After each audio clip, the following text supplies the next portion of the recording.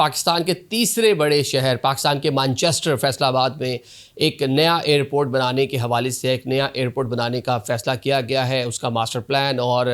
जो दीगर इब्तदाई डिज़ाइन जो होता है सारी की सारी चीज़ें इस पर वर्क शुरू कर दिया गया है। आपको मालूम है लाहौर के करीब ये शहर है, क्योंकि अब जो चीज़ बड़े किसी शहर के करीब होती है थोड़ा उसका कह लें कि उसके जो हकूक़ होते हैं ना थोड़े ऐसे इंफ्रास्ट्रक्चर के हवाले से वो थोड़ा कम ही मिलते हैं उसको, कि यार एक बड़ा शहर आपके पास मौजूद है। लाहौर की सूरत में इलामा इकबाल इंटरनेशनल एयरपोर्ट वहाँ पे मौजूद है, वहाँ से आपकी सारी की सारी चीज़ें हो सकती हैं। 150 किलोमीटर में एग्जैक्ट आप देख लें कितना किलोमीटर बनता है, मैं 1.5-2 घंटे का मैक्सिमम 1.5 घंटे की आपकी जो है ना ड्राइव है। तो जनाब एक दरीना मुतालबा था इस शहर के लोगों का कि लाहौर